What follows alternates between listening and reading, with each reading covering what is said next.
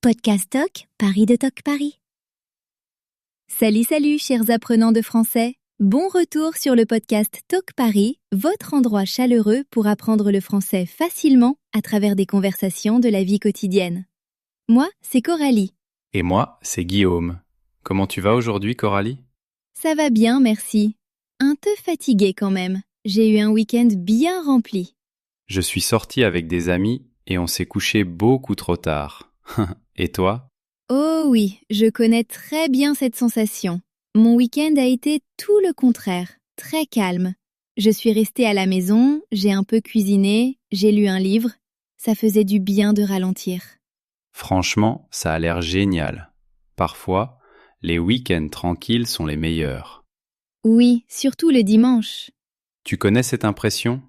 Le dimanche après-midi, tout est calme, mais ton esprit commence déjà à te murmurer « demain c'est lundi ». Oui, ton corps est encore sur le canapé, mais ton esprit est déjà au travail, dans les embouteillages, en train de répondre à des messages. Exactement. Donc si vous nous écoutez un dimanche, vous vous sentez peut-être bien installé, mais aussi un peu nerveux à l'idée du lundi.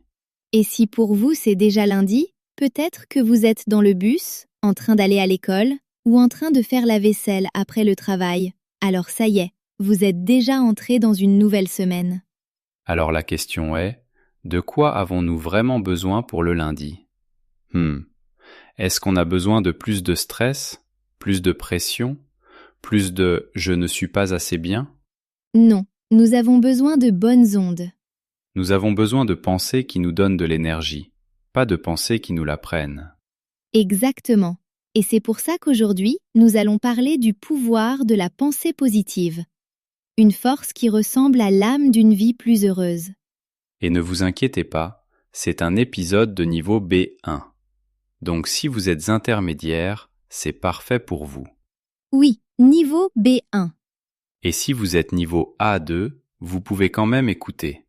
Si certaines parties vous semblent difficiles, ce n'est pas grave. Vous pouvez toujours réécouter et vous comprendrez davantage la deuxième fois. C'est vrai. Vous pouvez écouter pendant que vous cuisinez, que vous rangez, que vous marchez, ou simplement pendant que vous êtes assis avec une tasse de thé. L'idée est simple, du français réel, de vraies émotions, la vraie vie. Alors, cet épisode est pour qui ? Il est pour vous si vous vous inquiétez souvent, si votre esprit est toujours occupé, ou si vous avez envie de vous sentir un peu plus léger et plein d'espoir. Oui, c'est aussi pour vous si vous voulez pratiquer le français du quotidien pour parler des émotions, des pensées, du stress, du bonheur, dans un français clair et naturel. Très bien, avant d'aller plus loin, une petite demande. Oui, si vous aimez apprendre avec nous, pensez à aimer cet épisode, à vous abonner à la chaîne et peut-être à le partager avec un ami qui apprend le français lui aussi. Chaque like, chaque commentaire, chaque partage aide vraiment d'autres apprenants à découvrir ce podcast. Et nous adorons lire vos commentaires. D'ailleurs, vous pouvez déjà répondre à une question simple dans les commentaires. Vous nous écoutez depuis quel pays et qu'est-ce que vous faites en ce moment ? J'adore ce genre de réponse. Je suis au Brésil et je fais la vaisselle. Je suis en Turquie, dans le bus. Je suis en Inde et j'étudie avant de dormir. On a l'impression d'être dans une grande salle de classe mondiale, chaleureuse et accueillante. Oui, exactement. Alors, écrivez votre pays et ce que vous êtes en train de faire. Une seule petite phrase suffit.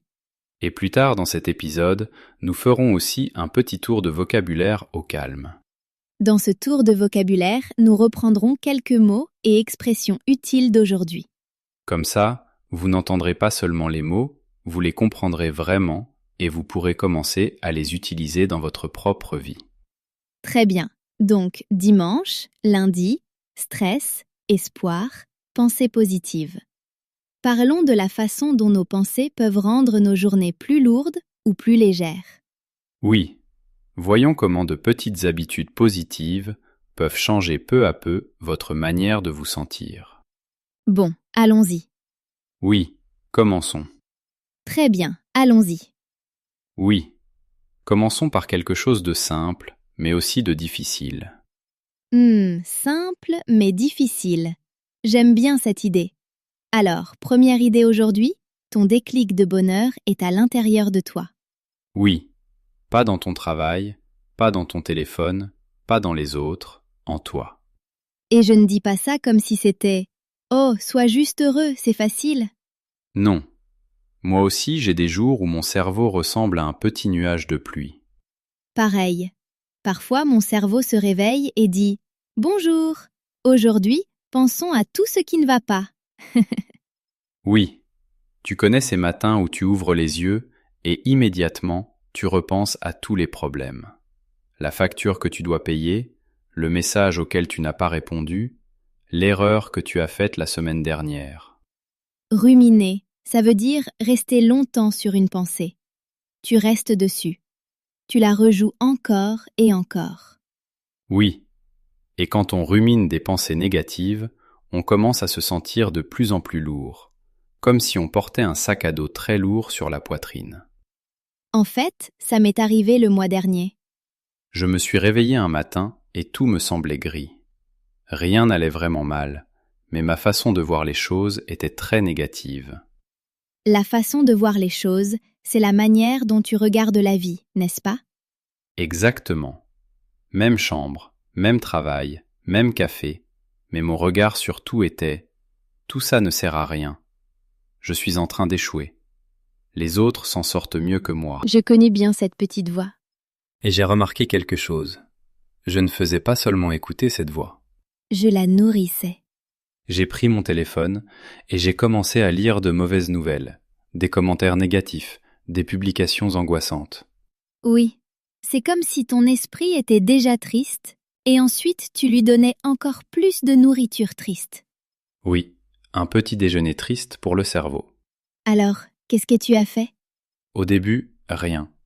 Je suis resté au lit à faire défiler l'écran, et je me sentais de pire en pire. Puis je me suis souvenu de quelque chose. Je ne peux pas toujours changer mon humeur, mais je peux changer mes 5 prochaines minutes. J'aime beaucoup ça. Je ne peux pas tout changer, mais je peux changer mes 5 prochaines minutes. Alors, j'ai décidé de couper court aux pensées négatives. Couper court, hein? Oui, normalement, on utilise cette idée pour l'électricité. Ici, ça veut dire interrompre un mauvais schéma. Tu arrêtes la route habituelle de tes pensées. Donc, au lieu de laisser ton esprit aller de plus en plus loin dans un tunnel sombre, tu changes de direction. Exactement. J'ai posé mon téléphone, je me suis levé, j'ai ouvert la fenêtre et j'ai mis une chanson joyeuse. Une seule. Sympa. Ensuite, j'ai préparé un petit déjeuner simple et je suis allé marcher 10 minutes. C'est tout. Aucun grand changement de vie, juste 10 minutes. Mais j'ai eu l'impression d'appuyer sur un petit bouton de réinitialisation dans ma tête. Donc, ta vie n'est pas devenue parfaite d'un seul coup, mais ton énergie a un peu changé. Oui, mes problèmes étaient toujours là, mais je ne me sentais plus aussi lourd.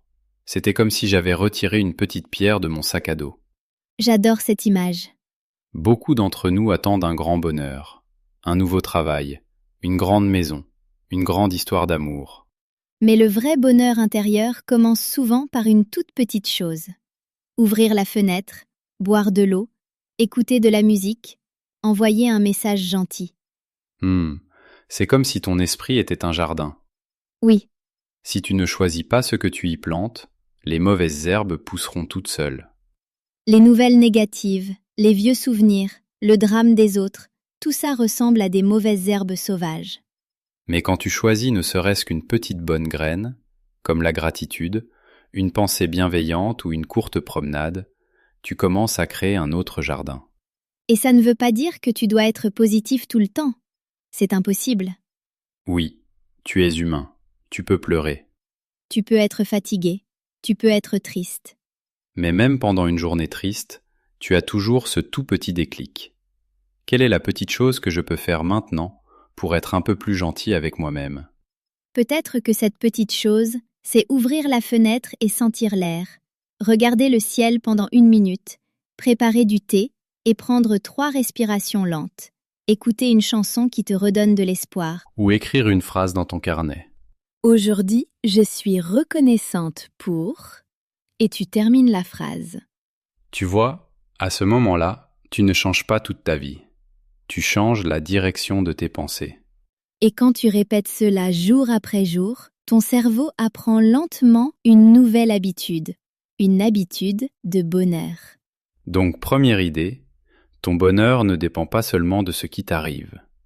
Une grande partie dépend de ta façon de réagir. Des petits choix que tu fais quand ton esprit veut rester dans l'obscurité. Et la bonne nouvelle, c'est que tu peux t'exercer à cela, une toute petite graine à la fois. D'accord, nous avons parlé du fait que le bonheur peut commencer à l'intérieur de nous, avec de petits choix et de petites graines. Oui, mais que se passe-t-il quand ton esprit est simplement fatigué de s'inquiéter tout le temps? Parlons-en maintenant. De ce moment où l'inquiétude rend ton esprit lourd, et de ce que tu peux réellement faire. Oui, cette sensation de lourdeur, quand tes pensées tournent en rond. J'ai traversé une période comme ça. Chaque soir, mon cerveau était rempli de pensées en mode « et si ?» Et si je perdais mon travail? Et si j'échouais à cet examen? Et si les gens ne m'aimaient pas? Exactement. J'essayais de dormir, mais mon esprit, lui, était complètement réveillé. Et ce qui est drôle, c'est que la plupart des choses qui m'inquiétaient étaient des choses que je ne pouvais pas contrôler. Oui, pareil pour moi. Mon cerveau adore s'inquiéter pour la météo, les informations, l'économie et des inconnus sur Internet. Le pack complet. Une nuit, j'étais allongée dans mon lit et je me suis rendu compte d'une chose. J'avais l'impression d'essayer de contrôler le monde entier depuis mon oreiller. Oh, c'est une image vraiment parlante. J'étais en train de partir dans une spirale. Une spirale? Tu veux dire que tes pensées descendaient de plus en plus bas, en devenant de plus en plus négatives? Oui, comme si une petite inquiétude devenait une grande histoire dans ma tête. Je crois que beaucoup de personnes qui nous écoutent connaissent cette sensation. Alors, j'ai essayé quelque chose de simple. J'ai pris un carnet et j'ai dessiné 2 cercles. 2 cercles. Oui. Dans le premier cercle, j'ai écrit « les choses que je peux contrôler ». Dans le second, « les choses que je ne peux pas contrôler ». Très bonne idée. Donc, dans le cercle « je peux contrôler », il y avait ce que je vais manger demain, combien d'heures je vais dormir, si je pose mon téléphone, le message que j'envoie à un ami, combien de minutes j'étudie le français. Et dans le cercle « je ne peux pas contrôler », Le passé, l'opinion des autres, les nouvelles du monde, mes anciennes erreurs, la météo. Quand on voit ça sur le papier, tout devient plus clair, non? Complètement. J'ai vu que 90% de mon anxiété se trouvait dans le cercle de ce que je ne pouvais pas contrôler. Donc, ton cerveau travaillait beaucoup, mais sans vraiment t'aider. Exactement. C'était comme si mon esprit essayait de garder la tête hors de l'eau dans une mer qui ne m'appartenait même pas. Garder la tête hors de l'eau, c'est cette sensation où tu essaies simplement de survivre. Pas heureux, pas détendu, juste en train d'essayer de ne pas couler. Oui, et je ne voulais pas vivre comme ça tous les jours. Alors, je me suis donné une petite règle. Quelle règle? Si quelque chose est dans le cercle, je ne peux pas contrôler, j'ai le droit de le remarquer, mais je n'ai pas le droit d'y rester pendant 1 heure. J'adore cette idée. À la place, je choisis une petite chose dans le cercle, je peux contrôler, et je la fais. Envoyer un message sincère. Boire de l'eau. Aller marcher. Prier. Respirer. Rester assise en silence pendant 5 minutes. C'est comme déplacer ton cerveau d'une rue bruyante vers un parc calme. Oui. Et pour moi, ce parc calme, c'est parfois juste m'asseoir par terre, le dos contre le mur, fermer les yeux et imaginer un endroit paisible. La plage, la forêt, la montagne? D'habitude, une plage. J'imagine le bruit des vagues, la sensation du sable chaud, le soleil sur mon visage. C'est beau. Je respire lentement et je me dis, là, maintenant, je n'ai pas besoin de réparer toute ma vie. J'ai seulement besoin de respirer. Donc, cette deuxième idée, c'est que ton cerveau se fatigue quand il s'inquiète de tout ce que tu ne peux pas contrôler. Quand tu déplaces ton attention vers une seule petite chose que tu peux contrôler, ton esprit peut enfin se reposer un peu. Et ce repos, Ce petit moment de calme, c'est aussi une forme de pensée positive. Ce n'est pas quelque chose de bruyant, mais c'est très puissant. D'accord. Nous avons parlé du bonheur intérieur, comme de petites graines, et du fait qu'on s'inquiète moins quand on se concentre sur ce qu'on peut vraiment faire. Oui. Et maintenant, parlons de quelque chose qui fait peur à beaucoup de monde. Les objectifs. Oui, les objectifs peuvent nous donner de l'espoir, mais ils peuvent aussi nous stresser. Essayons d'y voir plus clair. Alors, Coralie, est-ce que tu as déjà eu l'impression que tes objectifs t'attaquaient? Qu'ils m'attaquaient? Oui, plusieurs fois. Comme si, au lieu de te sentir inspiré, tu te sentais coupable parce que tu n'y étais pas encore. Exactement. Il y a quelques années, je me souviens d'une période où je me sentais très perdue par rapport au travail et à l'argent. Je travaillais, mais je n'étais pas heureuse dans mon emploi. Je ne savais pas ce que je voulais faire ensuite. Et le soir, mon esprit était rempli de je devrais. Je devrais gagner plus. Je devrais avoir plus de succès. Je devrais déjà avoir tout compris. Oui, Et en plus, j'étais sur les réseaux sociaux, à regarder des personnes de mon âge acheter des maisons, voyager, créer des entreprises. le fameux sentiment que tout le monde s'en sort mieux que toi. Exactement.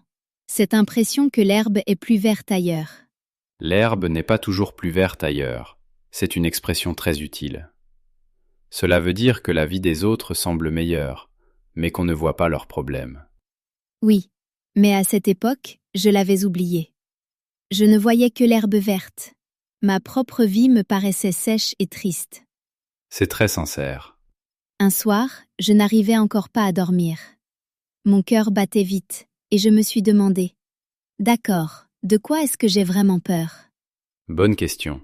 La réponse, c'était, j'ai peur que ma vie reste comme ça pour toujours.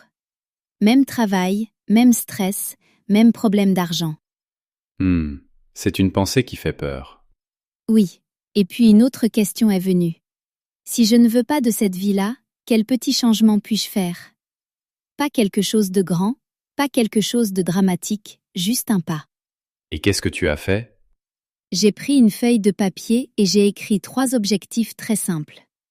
Un pour ma santé, un pour mon travail et un pour mon cœur. J'aime déjà beaucoup cette idée. Objectif santé, marcher 20 minutes chaque jour après le dîner. Objectif travail, passer 20 minutes par jour à apprendre quelque chose de nouveau pour mon futur métier. Objectif du cœur, envoyer chaque jour un message à quelqu'un qui compte pour moi. C'est très beau. C'était petit, mais quand j'ai regardé cette feuille, je me suis sentie plus légère. Parce que, maintenant, ton esprit avait une direction. Oui, avant, mon esprit était simplement bloqué dans une routine. Être bloqué dans une routine, cela veut dire faire la même chose encore et encore, en se sentant ennuyé et enfermé. Exactement. Chaque jour se ressemblait. M'inquiéter, faire défiler mon téléphone, me comparer aux autres, mal dormir. Mais avec ces 3 petits objectifs, ton esprit avait quelque chose de nouveau sur quoi se concentrer. C'est comme conduire la nuit dans un brouillard épais. Si tu n'as pas de phare, tu te sens perdu. Les objectifs, c'est comme allumer tes phares. Tu ne vois pas encore toute la route, mais tu peux voir les quelques mètres devant toi. Et ces quelques mètres suffisent pour avancer. Exactement. Après quelques semaines, j'ai remarqué de petits changements. Mes marches amélioraient mon humeur. Mes 20 minutes d'étude du français renforçaient ma confiance. Mes messages amélioraient mes relations. Donc, ta vie n'est pas devenue parfaite par magie, mais tu as commencé à rebondir. Rebondir, ça veut dire se remettre lentement après quelque chose de difficile, n'est-ce pas? Oui, comme une balle qui touche le sol, puis remonte. Et je veux le dire clairement, tu n'as pas besoin de grands objectifs pour aller mieux. Tu as besoin d'objectifs clairs et bienveillants. Clair et bienveillant. J'adore ça. Clair pour que ton esprit sache quoi faire. Bienveillant pour que tu ne te blesses pas avec trop de pression. Donc, cette 3e idée, c'est que ton esprit a besoin d'espoir, pas seulement d'inquiétude. De petits objectifs réalistes peuvent être comme de petites lumières sur ton chemin. Et parfois, même avec de bons objectifs, la vie fait encore mal. Les choses tournent mal. Des personnes s'en vont. Des projets se cassent. Oui, Et c'est là que notre dernière idée commence. Que faire face aux problèmes et à la douleur quand on veut quand même continuer à avancer? Alors Guillaume, est-ce que tu as déjà vécu un moment où ton cœur te semblait vraiment très lourd? Oui, il y a quelques années, j'ai traversé une rupture amoureuse qui m'a beaucoup touché. Oh, Ce n'était pas un grand drame à l'extérieur, il n'y a pas eu de grosses disputes. Mais à l'intérieur, j'avais l'impression que quelqu'un avait éteint toutes les couleurs de ma vie. je suis désolée. Merci. Pendant quelques semaines, je n'avais envie de rien faire. Je voulais juste rester au lit, écouter des chansons tristes et ressasser tout ce qui s'était passé. Ressasser, ça veut dire penser encore et encore à la même chose triste et rester enfermé dans cette tristesse. Exactement. Je repassais chaque conversation dans ma tête. Et si j'avais dit ça? Et si j'avais fait ça? Notre cerveau adore ce petit jeu. Mais après un moment, j'ai remarqué quelque chose. Plus je restais au lit, plus je me sentais lourd. C'était comme porter des vêtements mouillés toute la journée. C'est une image très claire. Un jour, un ami m'a appelé et il m'a dit « Écoute, tu as le droit d'être triste, bien sûr, mais tu dois aussi bouger. Tu n'as pas besoin de courir, marche simplement. » Un bon ami. Il m'a invité à le rejoindre pour prendre un café et faire une promenade. Je n'en avais pas envie, mais j'y suis allé. Et cette promenade n'a pas réparé mon cœur, mais elle m'a aidé à respirer. Et j'ai appris quelque chose grâce à cette période. Quand on a le cœur brisé ou qu'on traverse un gros problème, on ne peut pas s'en sortir seulement en réfléchissant. Il faut traverser cela en vivant, pas seulement en pensant. Oui, de petites actions, une routine normale, revenir aux choses simples, prendre une douche, manger, bouger, parler à une personne de confiance. Donc, si en ce moment vous traversez une période douloureuse, peut-être une rupture, une perte ou une grande déception, vous avez le droit d'être triste. Vous avez le droit de pleurer. Mais essayez de ne pas vivre à l'intérieur de cette douleur 24 heures sur 24. Vous pouvez imaginer cette douleur comme un sac à dos très lourd. Oui, vous devez le porter pendant un moment. Mais vous n'êtes pas obligé de vous asseoir par terre et d'arrêter votre vie. Vous pouvez marcher lentement avec ce poids, et avec le temps, il devient un peu plus léger. Et à propos des problèmes en général, pas seulement du chagrin du cœur, il y a une petite pratique simple que j'aime beaucoup. Dis-nous. Quand quelque chose est vraiment confus, je prends une feuille de papier et j'écris « Le problème, c'est… » Puis je termine cette phrase en une seule ligne simple. Oui, pas 20 lignes, juste une phrase claire. Exactement. Par exemple, « Le problème, c'est que je me sens seule dans cette ville. » Ou bien « Le problème, c'est que je ne sais pas comment payer cette facture. » Et ensuite? Ensuite, j'écris 3 petites choses que je peux essayer. Pas de grande magie, juste 3 idées. Par exemple? Si je me sens seule, je peux rejoindre un groupe de français en ligne cette semaine. Envoyer un message à un vieil ami et demander « On peut se parler ce week-end ?» Aller dans un lieu public, un parc ou un café, avec un livre ou un podcast, pour ne pas rester seule à la maison toute la journée. C'est vraiment une bonne méthode. Et je me dis, je n'ai pas besoin de tout résoudre aujourd'hui. J'ai seulement besoin d'essayer une de ces choses cette semaine. Donc, tu passes de « j'ai un problème » à « je suis en train de traverser ce problème ». Oui, traverser quelque chose pas à pas, c'est une expression très utile. Cela veut dire avancer lentement à travers quelque chose de difficile, étape par étape, au lieu de te cacher. Et ça aussi, c'est une forme de pensée positive. Pas des sourires faux, mais un courage calme. J'aime beaucoup ce courage calme. Donc, cette dernière idée, c'est que les problèmes et la douleur ne veulent pas dire que votre vie est finie. Ils veulent dire que vous êtes humain. Vous pouvez les ressentir et continuer à avancer lentement malgré tout. Et très souvent, le prochain mouvement vous appartient vraiment. Oui, c'est à vous de jouer. Cette expression veut dire que c'est maintenant à votre tour d'agir. La vie vous a donné une situation, et maintenant vous choisissez votre prochaine petite étape. Pas une étape parfaite, juste une petite étape bienveillante. Alors aujourd'hui, nous avons parlé du bonheur intérieur, de l'inquiétude, des objectifs et de la douleur. Et tout au long de l'épisode, nous avons utilisé des mots et des expressions utiles. Oui, dans un instant, nous allons ralentir un peu et faire un petit tour de vocabulaire pour que vous puissiez vraiment vous sentir à l'aise avec ces expressions. Mais d'abord, prenez simplement une respiration et remarquez comment vous vous sentez maintenant. D'accord, faisons maintenant un petit tour de vocabulaire. Nous allons reprendre quelques expressions d'aujourd'hui et les rendre claires et faciles. La première expression, c'est ruminer quelque chose. Ruminer veut dire penser à la même chose encore et encore, en général à quelque chose de négatif. Tu restes longtemps à l'intérieur de cette pensée. Par exemple, j'essaie de ne pas ruminer mes erreurs toute la nuit. Ou bien, elle a ruminé un seul commentaire négatif et elle a oublié tous les autres commentaires positifs.